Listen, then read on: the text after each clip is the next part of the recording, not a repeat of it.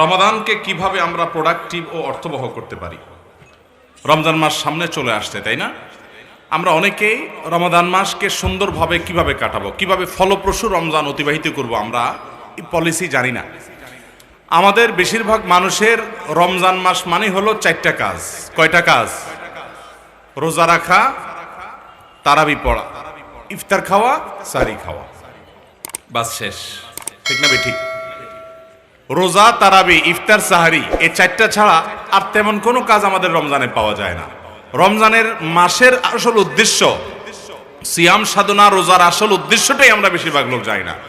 আল্লাহ তাআলা কোরআনে কারিমে সিয়ামের উদ্দেশ্য বলেছেন লাআল্লাকুম তাত্তাকুন, তোমাদের উপর সিয়ামকে ফরজ করা হয়েছে যাতে তোমরা তাকওয়া অর্জন করতে পারো। আপনার রমজানকে যদি আপনি অর্থবহ করতে চান, সার্থক রমজান যদি কাটাতে চান, যেই একটি রমাদান আপনার নাজাতের জন্য যথেষ্ট হবে, যে সিয়াম সাধনা আপনার জন্য অর্থবহ হবে, মুফিদ এবং উপকারী হবে এবং আপনার সিয়ামটা কাজে আসবে, এটা যদি চান তাহলে আপনাকে মূলত একটা কাজ প্রধানত করতে হবে, আর সেটা হলো রমাদান মাসে সকল গুনাহগুলো ছাড়ার প্রতিজ্ঞা করতে হবে। কি করতে হবে ভাই? সকল হারাম ত্যাগ করার প্রতিজ্ঞা করতে হবে এখন থেকে, যে আমি একটি মাস শতভাগ সকল হারাম মুক্ত জীবন গঠন করব। চেষ্টা করা যাবে না ইনশাআল্লাহ? রমাদান এসেছেই আমাদেরকে মুত্তাকি বানানোর জন্য। সিয়ামের এই ইবাদত আল্লাহ দিয়েছেনই আমাদেরকে তাকওয়া চর্চা করবার জন্য। সিয়াম বা রোজা কিভাবে আমাদেরকে মুত্তাকি বানায়? খুব ইন্টারেস্টিং একটা বিষয় ভাই। দেখেন, আমরা যখন রোজা রাখি তখন আমরা পান বা আহার, যৌনতা, এর কোনোটাই আমরা রোজাদাররা কেউ করি না। পৃথিবীতে একজন মানুষও পাবেন না যে রোজা রাখে সিরিয়াসলি, সে আবার গোপনে গোপনে গিয়া পানি খায়। এটা কোনো রোজাদারে করে? সবার সাথে বাটপারি করলেও রোজা রেখে এই জায়গায় কেউ চালাকি বাটপারি করে না। তাহলে আমরা পানি, হালাল টাকায় কেনা পানি বা হালাল টাকায় কেনা খাবার, এটা আমাদের সামনে আছে, আবার ক্ষুধাও আছে, পিপাসাও আছে, তারপর আমরা খাই না, পান করি না। কেন? আল্লাহ নিষেধ করেছেন, হারাম, সেজন্য। কেউ দেখলেও করি না, রুমে একা একা থাকলেও আমরা খাই না, পান করি না। কার ভয়ে?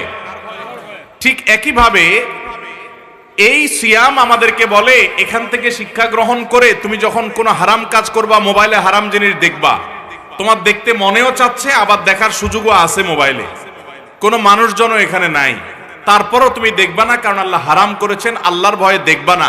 এই শিক্ষাটাই ওই রমজানের রোজা তোমাকে দিয়েছে। সেই শিক্ষাটা যদি অর্জন করতে পারেন, রমজান শেষে যদি মনে হয় মাশাআল্লাহ আমি কয়েকটা হারাম কাজ ছাড়তে পারছি, অভ্যাস পরিবর্তন করতে পারছি, আমার জীবনে পরিবর্তন আসছে, আল্লাহর উপরে ভরসা করে বলতে পারি আপনার সিয়াম সাধনা, আপনার রমাদান সার্থক হয়ে গেছে। অতএব গুনাহ ছাড়ার নিয়ত করবো তো ইনশাআল্লাহ। যাদের যেভাবে গুনাহ হয় তালিকা করে ফেলান, লিস্ট করে ফেলান, একটা কাগজে লিখে ফেলান যে আমার দ্বারা কি গুনাহ হয়। আমার ফেসবুকে হারাম সম্পর্ক আছে কিছু মানুষের সাথে, একটা গুনাহ। আরেকটা গুনাহ, বন্ধু বান্ধবের সাথে আড্ডা মারলেই আরেকজনকে নিয়ে গীবত শেখায়েত হয়, আরেকটা গুনাহ। বাবা মার সাথে আমি খেস করি, ঘেউ ঘেউ করি, বেয়াদবি করি, নম্র ভাষায় কথা বলতে পারি না, আমার এটা বদভ্যাস আছে, লিখে ফেলান। 3 নাম্বার 4, আমার বদভ্যাস আছে যে আমি কথা মুখ খারাপ করে ফেলি, লিখে ফেলান। আপনি লেখেন যে আপনার বদভ্যাস আছে আপনি চোখের জেনা করেন, লিখে ফেলান। এভাবে যত বদভ্যাস আছে সবগুলো লেখেন, লিখে রমজান উপলক্ষে এগুলোকে টাঙায় রাখেন এবং নিয়ত করেন যে হে বদভ্যাসগুলো, আমি এই রমজান উপলক্ষে তোদের একটা একটা করে সবগুলোকে কোরবানি করব। চেষ্টা করা যাবে না ইনশাআল্লাহ? রমাদান শেষে যদি আপনি 2-4-5টা বদভ্যাসও ছেড়ে দিতে পারেন, 2-4টা হারাম কাজও ছেড়ে দিতে পারেন। অনেকে ধূমপানে অভ্যস্ত, বিড়ি সিগারেট খেতে অভ্যস্ত, এটা তারা ছাড়তে পারেন না। আমি সবসময় বলি রমজান মাসে চেষ্টা করলে সবচেয়ে সহজ এগুলো ছাড়া, কারণ পুরো দিনের 14-16 ঘন্টা এমনি খাওয়া হয় না, এরপরে ইফতারিতে যায়, সাহারিতে সময় যায়, তারাবিতে সময় যায়, ঘুমে সময় যায়, সব মিলায় 24 ঘন্টার ভিতরে প্রায় 22-23 ঘন্টাই আপনার এমন ভাবে যে আপনি চাইলেও বিড়ি সিগারেট খাওয়ার সুযোগ নেই, আর সুযোগ থাকে 1-2 ঘন্টা। ওই 1-2 ঘন্টা যদি আপনি সবর করতে পারেন তাহলে আপনার পুরো মাসেই আপনি চাইলেই ধূমপান ত্যাগ করা সম্ভব। আমাদের দেশে রোজা কয় ঘন্টা হয়? 14 ঘন্টা। ঘুমাই কয় ঘন্টা আমরা? কমপক্ষে 6 ঘন্টা মিনিমাম। তাহলে 6 আর 14 কয় ঘন্টা হলো? 20।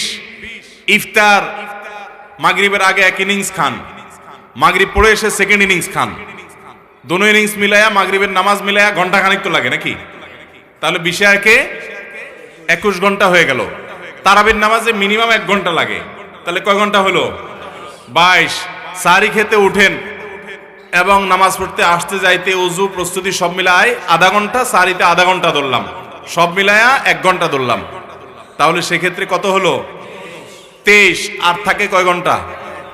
1 ঘন্টা। চিন্তা করছেন, ওই মাগরিবের পর থেকে নিয়ে এশার নামাজের আগ পর্যন্ত এই ফাঁকটা, আর এশার পরে আপনার ওই শোয়া পর্যন্ত এই ফাঁকটা, এই অল্প একটু ফাঁক যদি বন্ধ করতে পারেন, এই টাইমটা একটু জিম খিচে পড়ে থাকেন যে না আমি ধূমপান করব না, তাহলে আপনার দেখবেন ধূমপানের বদভ্যাস পালায়ে গেছে। এমনি চেষ্টা করা যাবে না ইনশাআল্লাহ? ভাই, একটা সময় নিজেকে পরিবর্তন করতে হয়। রমাদানটা আসছে আমাদেরকে পরিবর্তন করবার জন্য। ভাইরা আমার, রমজান চলে গেছে, কোনো পরিবর্তন হয় নাই, যেই লাউ সেই কদু। বিশ্বাস করেন, এই রমাদান সার্থক রমাদান না, এই রমাদান অর্থবহ রমাদান না, এই রমাদান আমাদেরকে মুত্তাকি বানালো না, তাকওয়া চর্চা করালো না। আপনি একটা কাজ করেন গোটা রমজান মাসে, এখন থেকে চ্যালেঞ্জ নেন যে আপনি 10টা বদভ্যাস, 10টা হারামের সাথে সম্পর্ক আছে, এগুলো এই মাসে এক বিন্দুও করবেন না। ফেসবুকে আপনার দ্বারা গুনাহ হয়, আপনি বাঁচতে পারেন না, আল্লাহর জন্য এই 1 মাসের জন্য ফেসবুক অ্যাপটাই ডিলিট করে দেন, আনইনস্টল করে দেন। হিম্মত করা যাবে না ইনশাআল্লাহ? যেটা দিয়ে আমার গুনাহ হয় ওই মাধ্যমটাই শেষ করে ফেলতে হবে। একটা মাস যদি আপনি গুনাহ থেকে বাঁচতে পারেন, শুরু করে দেন। এবং এর জন্য 2-1 ভালো বন্ধু দরকার, যারা মুত্তাকি, যারা পরহেজগার, যারা হারাম থেকে বাঁচার জন্য সংগ্রাম করে। এইরকম মানুষদের সোহবত যদি নিতে পারেন, ইয়া আইয়ুহাল্লাযীনা আমানুত্তাকুল্লাহ ওয়া কুনু মা'আস সাদিকিন, তাকওয়া অবলম্বন করো, আল্লাহ বলেছেন ইমানদাররা, আর সাদিকিনদের সাথে, সত্যবাদীদের সাথে, মুখলিসদের সাথে, আল্লাহওয়ালাদের সাথে থাকো। এরকম ভালো বন্ধু যদি তা পান, সার্কেল গড়েন, রমজানের শেষ দশককে ইতিকাফে কাটান। দ্বিতীয় পয়েন্ট এটা, রমজানকে সার্থক করার জন্য প্রথম পয়েন্ট বলছি, গুনাহমুক্ত রমজান করেন। এটা হলো 1 নম্বর, একটা কাজ, এটা করলেই সার্থক হবে।